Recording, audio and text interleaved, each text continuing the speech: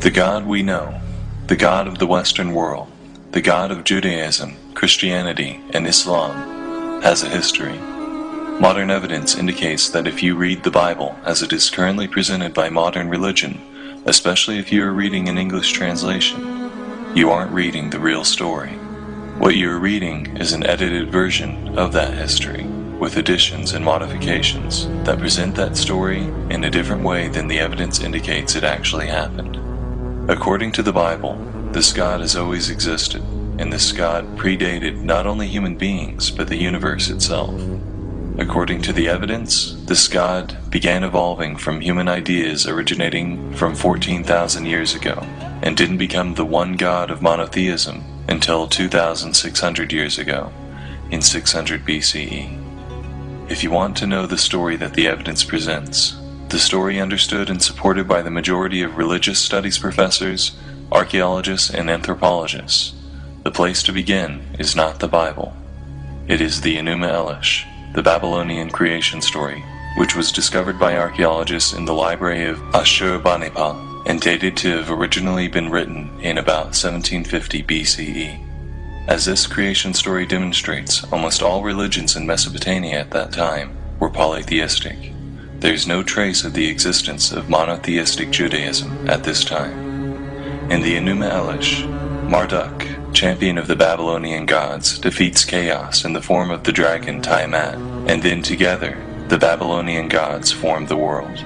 In the Babylonian story, the primordial world is described as formless and void. Also in the Babylonian story, light, the firmament, dry land, the sun and moon, and mankind are created in order. These details are important because, as we will see, 1,150 years later, when the Israelites are exiled to Babylon, these details become edited into both the book of Isaiah and the story of Genesis as its first chapter, the first chapter of the entire Hebrew Torah and Christian Bible. Our next point of interest is the Canaanite religion, which archaeologists have reconstructed from clay tablets found in Ugarit, an ancient port city in Syria, and whose stories are dated to have originally been written before 1200 BCE. The Canaanites were also polytheistic. Of the many gods the Canaanites worship, three in particular are important to the rest of the story. They are El Elyon, whose name means literally God Most High, and who is believed to have been the father of the other gods; Asherah, El Elyon's wife; and Baal, who is both god of storms and fertility. The god Yahweh of Israel and the culture of Israel itself still show no signs of existence in the archaeological record.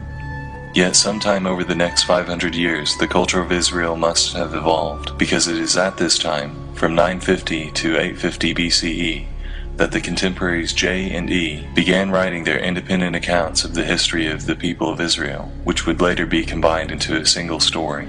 Beginning in Genesis chapter 2, none of what J or E writes aligns with the accounts of the Babylonians or Canaanites, whose accounts predated them by hundreds of years.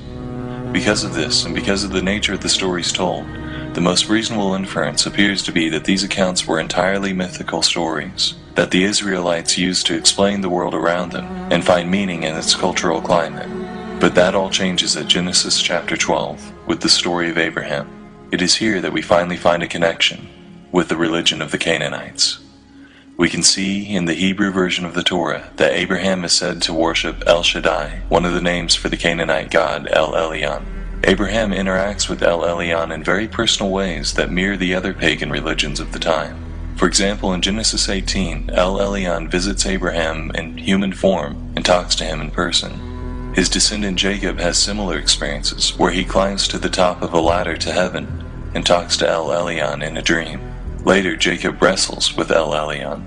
Also from the Hebrew text, we can see that based on these experiences, Jacob makes El Elyon his Elohim, which is a term from the Canaanite religion, which meant Jacob was making El Elyon his primary god. The only way that the usage of this term makes sense is if Jacob believed that El Elyon was just one god of many, and that Jacob was committing to this one god in order to receive special protection. In other words, it becomes clear from the terms used in the God they worshipped that Abraham, Isaac, and Jacob were polytheists or pagans. just like their pagan contemporaries in Canaan and Babylon. The worship of El Elyon fades from the Hebrew text as we enter Exodus, where he is replaced by Yahweh, who is said to have rescued the Hebrews from slavery in Egypt. The story of Exodus, particularly in its modern interpretation in the animated film The Prince of Egypt, depicts ancient Egyptians as the ultimate assholes, viciously enslaving an entire race for the sole purpose of erecting colossal monuments to their own glory. While it is a moving story of triumph and deliverance from oppressive circumstances, on a historical level, it contradicts the modern archaeological evidence that we have for the inner workings of ancient Egyptian culture, particularly their slave ownership practices. Modern archaeological evidence indicates that the workers who built all of the large monuments in Egypt, from pyramids to sphinxes, were well-paid Egyptian citizens who were given good housing, fed well, given good medical care, and given honorable burials. Further, while, like many ancient civilizations, the Egyptians did own some slaves, there's no evidence that they ever owned the magnitude purported by the Bible, or otherwise systematically enslaved an entire race. While the account of Exodus appears to have been largely mythical, its telling nonetheless reveals the polytheistic worldviews of J and E. After the Hebrews are rescued by Yahweh from the Egyptians, we can see even in the English translations of Exodus that they sing, "Who is like you among gods, Yahweh?" and "Now I know that Yahweh is greater than all other gods." Exodus also established Yahweh as Israel's war god, calling him a great warrior who delivered them from Egypt. As the Torah progresses, its polytheistic nature compounds. After arriving in the Promised Land, no longer in need of help in war, but rather desiring to prosper in peace, the Israelites begin to worship once again the Canaanite fertility gods Baal and Asherah.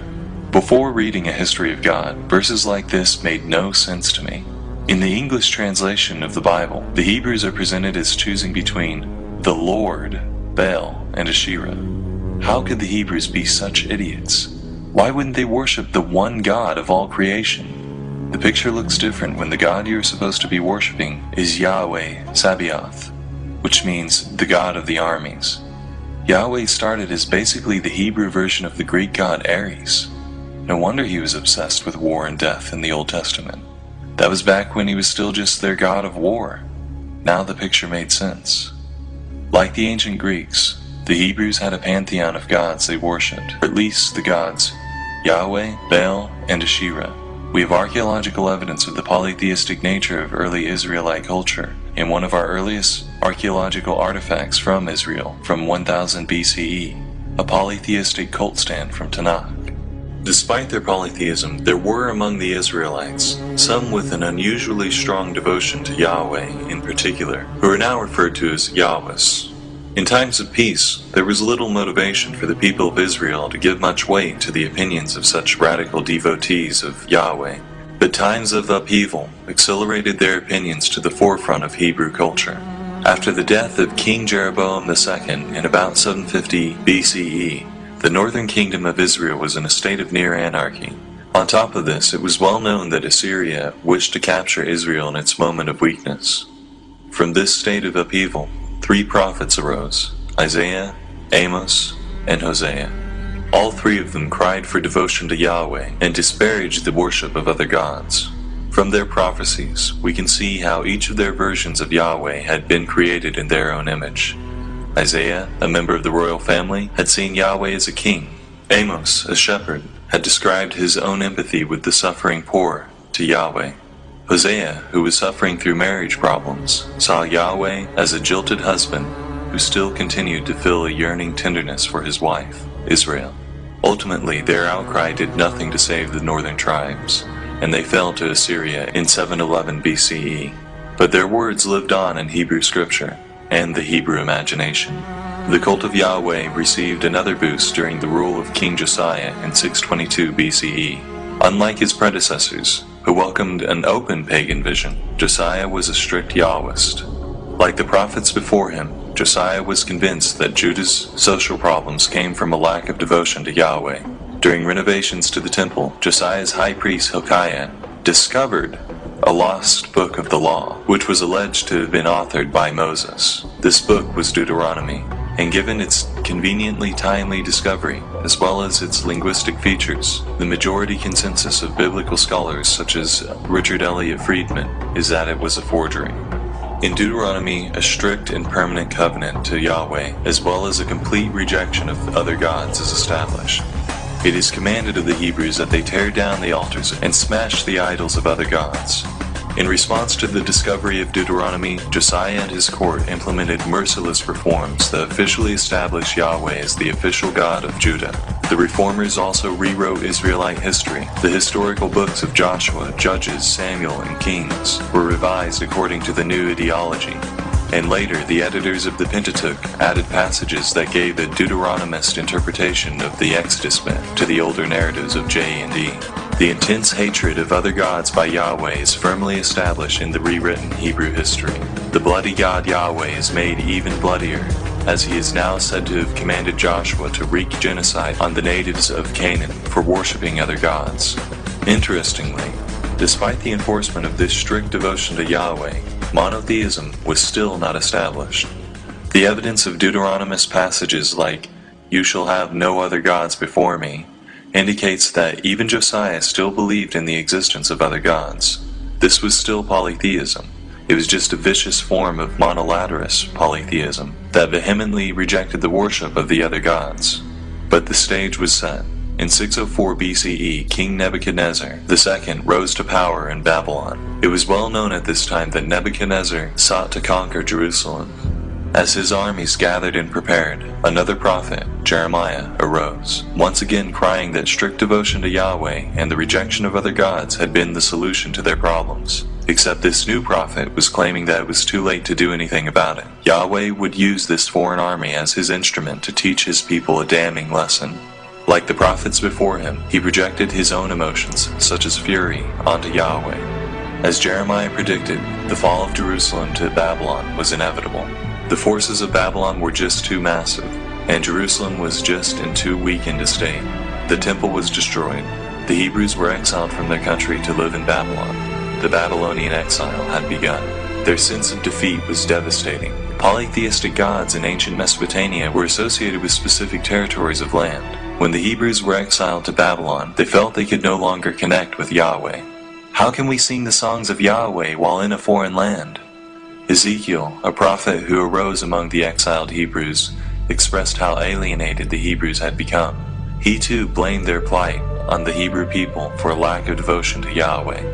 It was then, at a time when the Hebrew people seemed most crushed, at a time when it seemed certain that the cult of Yahweh would surely die, it instead did something that religion has done throughout history in order to survive. It changed. A new author, who scholars call Second Isaiah, arose, and his words were appended to those of the first Isaiah. "I am the first, and I am the last. Besides me, there is no God." Monotheism was born. From this new monotheistic culture, the priestly source P arises. Israelite history is rewritten once again. Exodus is rewritten by P to say that the El Shaddai worshipped by Abraham and the Yahweh worshipped by Moses were the same God. Any references to El Elyon are explained by P as merely different names for Yahweh. The entire book of Leviticus is authored. Genesis 1 is crafted as an improved monotheistic version of the Babylonian account of creation. Second Isaiah rewrites Babylonian myths that were attributed to Marduk, such as his defeat of the dragon Tiamat, attributing them instead to Yahweh. The Torah is rebranded by P to look as if it had always been monotheistic.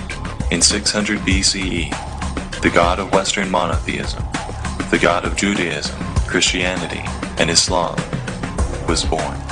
Once I knew this, my entire perception of the Bible changed once again. Verses that never made sense before made sense now. This was the death blow of monotheism for me. It was the revelation that I could pick up any one of the millions of Bibles in America, from hotel rooms to Christian gift shops, and see its pages dripping with polytheism. I could see, with my own eyes, human beings giving birth to the monotheistic God.